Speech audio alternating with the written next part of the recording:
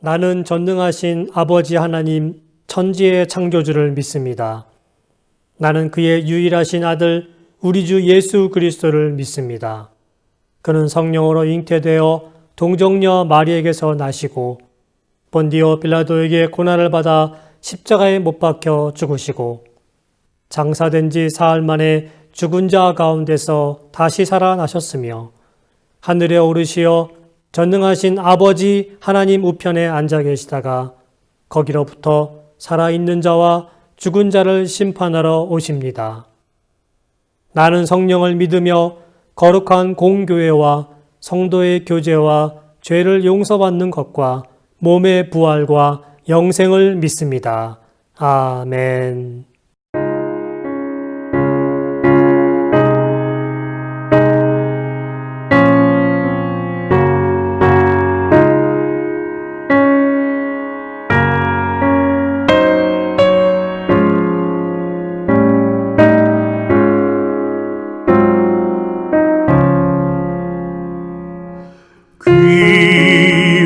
귀하신 주여 날 붙드사 주께로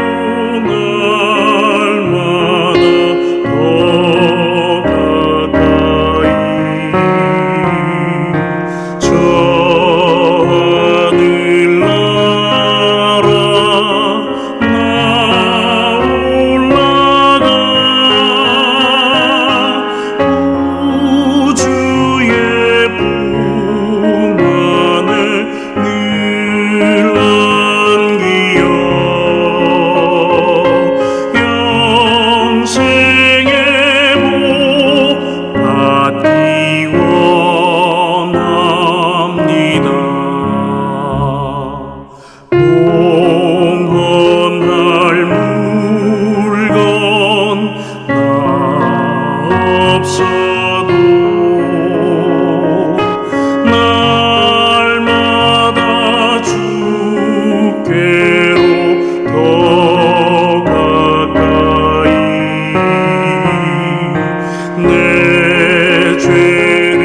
저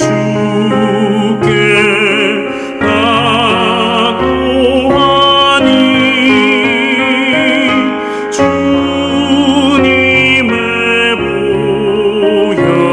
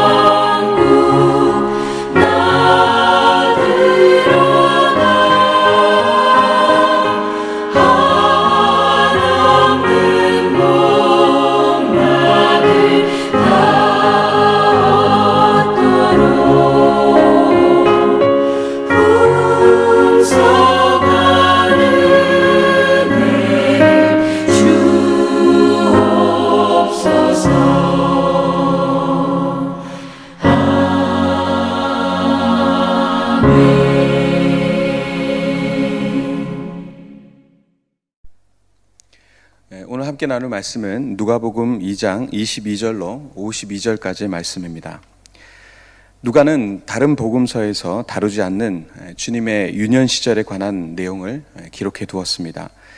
누가의 이 기록에 내용이 있기에 우리는 메시아이신 주님께서 어느 날 갑자기 호련히 이스라엘 백성들 앞에 나타나신 것이 아니라 정상적인 그런 성장 과정을 거쳐서 우리와 동일한 그런 사람이셨음을 다시 한번 확인시켜주고 있습니다.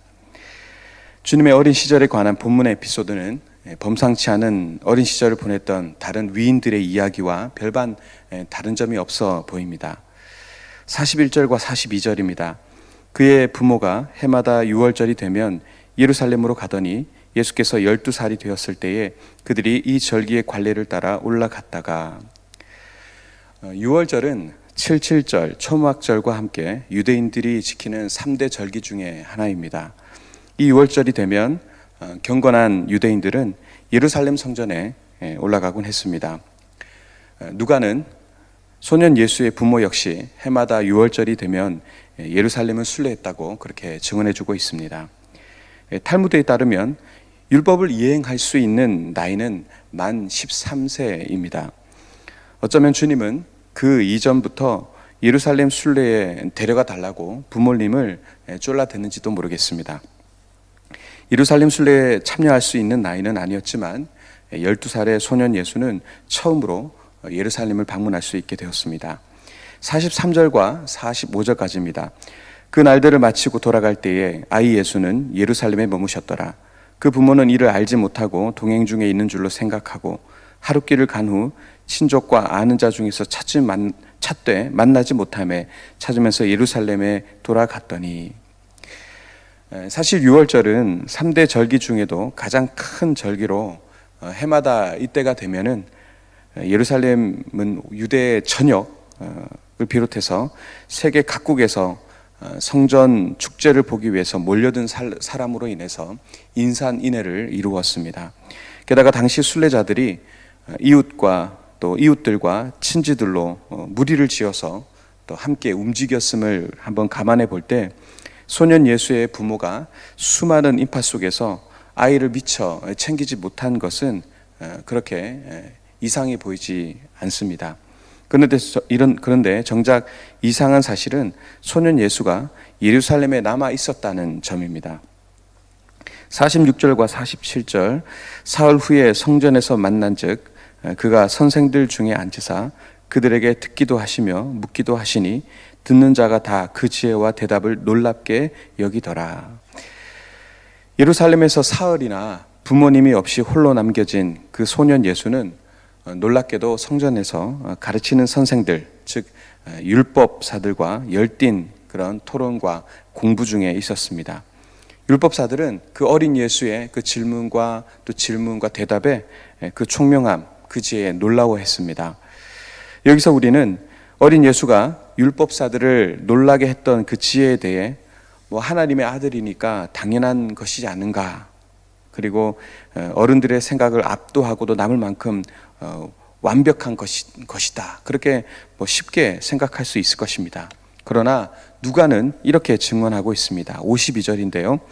예수는 지혜와 키가 자라가며 하나님과 사람에게 더욱 사랑스러워 가시더라. 여기서 자라가며라고 표현되어 있는 이 단어 헬라어 동사는 프로콥트인데요. 원문에서는 미완료 시제로 그렇게 쓰여졌습니다. 그러니까 말 그대로 지금도 진행 중이라는 것이죠. 계속해서 성장해 갔다, 그런 의미를 가집니다. 하나님의 아들이기 때문에 어려서부터 완벽한 지혜를 갖추신 것이 아니라 어린 주님 역시 선생들로부터 듣고 배우고 또 묻고 또 들으면서 계속해서 성장해 나갔다는 것입니다. 어린아이가 말을 하나씩 배워가는 과정은 참 신비롭지 않습니까? 정상적인 어린아이의 경우 먼저 옹알이라는 것을 하게 되죠. 옹알이를 이렇게 하게 되다가 처음에 엄마, 아빠와 같은 그런 간단한 단어를 이렇게 말하기 시작하게 됩니다. 그리고 점차 주변에 있는 물건들을 하나씩 이렇게 배워가면서 또 알아가고 또 그것들을 호명하게 되죠. 주님 역시 그러한 과정을 이렇게 거친 말 그대로 온전한 사람, 인간이셨다는 것입니다. 주님은 정상적인 성장 과정을 거쳐서 성인이 되셨고 당시의 나이로 성인이 되신 후 한참이 지나서야 메시아로서의 공생애를 살기 시작하셨던 것입니다. 12살 때 처음 예루살렘을 방문한 이후에도 아마도 주님은 부모님과 함께 매년 예루살렘을 방문했을 것입니다. 그리고 그때마다 성전의 율법사들을 통해서 율법에 대한 궁금한 점들을 계속해서 묻고 또 그 대답을 들으며 또 배웠을 것입니다.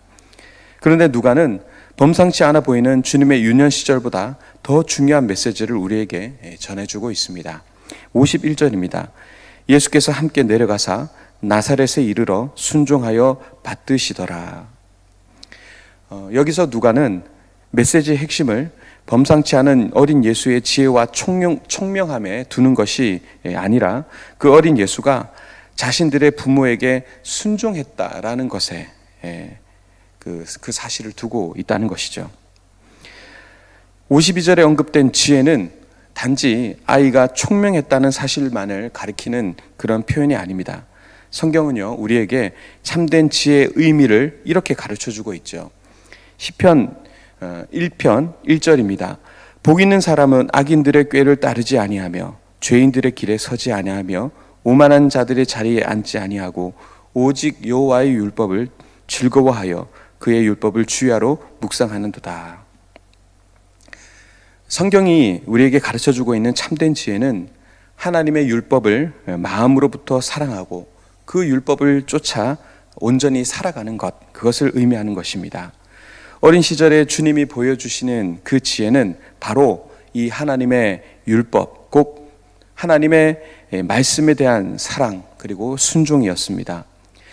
만 13세가 채 되기도 전에 예루살렘의 순례 여행에 참여한 뒤에 가족들이 모두 떠나 간지도 모른 채 사흘씩이나 성전에 머물면서 율법사들에게 또 묻고 또 듣고 배웠던 것은 어린 시절부터 주님께서 얼마나 하나님의 말씀을 사랑했는가, 그것을 우리에게 증명해 주고 있는 것이죠.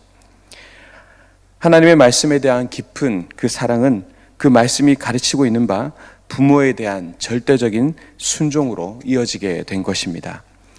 주님의 이러한 말씀 사랑과 순종은 그냥 자연스럽게 형성된 것이 아닙니다.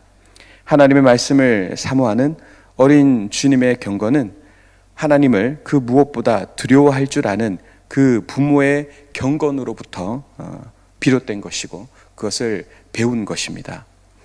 요셉과 마리아, 그들은 자신의 삶의 위험이나 또 위협이 또 다가올지라도 하나님의 말씀에 순종할 줄 아는 그런 사람들이었습니다. 요셉은 자신의 약혼 여인 마리아가 근원도 알 수 없는 그런 임신을 하자 조용히 관계를 끝내려고 했었습니다. 그러나 그가 하나님의 음성을 들었을 때 그는 두말 없이 마리아를 자신의 아내로 삼았을 뿐 아니라 아기 예수를 출산할 때까지 마리아와 잠자리조차 갖지 않는 그런 모습을 보여줍니다. 처녀에다 약혼자까지 있었던 마리아는 자신에게 뜻하지 않은 임신을 하게 될 것을 하나님의 사자로부터 전해 들었을 때에, 그리고 그것으로 인해 자신이 어떤 수치와 또 오해를 감수해야 하는 그런 상황이었음을 충분히 알고 있었음에도 불구하고 하나님의 말씀대로 그 모든 것들이 이루어지기를 기도했습니다. 또한 두 사람은 아기 예수에게 죽음의 위험이 닥쳐오자 아기의 안전을 위해 고향을 등진 채 이방인의 땅 이집트로 가 거기서 기약 없는 삶을 사는 것도 마다하지 않았습니다. 이러한 부모의 신앙과 경건이 있었기 때문에 어린 주님 역시 하나님의 율법을 사모하고 또 그 율법의 명령을 따라 부모에게 그렇게 절대적으로 순종하는 모습을 살 수 있게 된 것이죠. 여러분, 우리의 자녀들이 진정 지혜로운 삶, 오늘 본문에서 얘기한 또 시편에서 얘기한 그 지혜의 삶을, 참된 지혜의 삶을 살기를 원하십니까? 그렇다면 우리는 우리의 자녀들에게 바른 가치를 가르쳐 주어야 합니다. 이 바른 가치는 부모의 욕심이나 또 상처의 틀 속에 자녀들을 가두어 두지 않는 것에서부터 시작됩니다. 하나님의 말씀을 삶의 최우선적인 가치로 여길 수 있도록 하나님의 말씀의 자리에 부모님들이 먼저 그 솔선수범해 주시고 또 그 아이들을 그 말씀의 자리로 내어 주시기를 바랍니다. 물론 이것이 부모의 역할이나 의무를 등한히 해도 된다, 그런 의미를 얘기하는 것은 아닙니다. 자녀들이 하나님과 올바른 관계를 맺고 또 하나님의 말씀에 순종하며 살 수 있기 위해서 부모가 먼저 경건의 그런 본을 보여야 하는 것은 너무나도 당연한 이치이기 때문에 그렇습니다. 우리의 자녀들이 지혜롭게 양육되고 또 자라날 수 있는 최고의 자양분은 삶과 또 인격으로 드러나는 부모의 신앙과 경건이기 때문에 그렇습니다. 부모된 우리가 또 성인이 된 우리가 먼저 이러한 부분에 있어서 승리하실 수 있기를 바라고, 또 저와 여러분들의 또 자녀, 이 땅의 다음 세대들이 그렇게 예수님의 모습과도 같이 온전한 신앙, 성숙된 신앙, 성숙된 인격으로 자라나는 그런 은혜가 저와 여러분들이 있으시기를 주님의 이름으로 축원드립니다. 기도하겠습니다. 주님, 어린 시절 주님의 모습을 통해 오히려 부모된 우리의 모습을 돌아보게 해주시고 또 참된 지혜가 무엇인지를 깨닫게 해주시니 감사합니다. 어린 주님께서 말씀을 사랑하시고 그 말씀을 따라 순종하셨던 것처럼 우리의 오늘도 말씀을 사모하며 말씀을 쫓아 살아가는 하루가 되게 하여 주시옵소서. 그래서 우리의 삶이 하나님과 사람 앞에 사랑스럽고 향기 나는 삶이 되게 하여 주옵소서. 더 나아가 우리의 삶과 인격이 우리 자녀들의 가치관을 올바로 형성할 수 있게 하는 그런 밑거름이 될 수 있도록 인도하여 주시옵소서. 예수 그리스도 이름으로 기도하옵나이다. 아멘.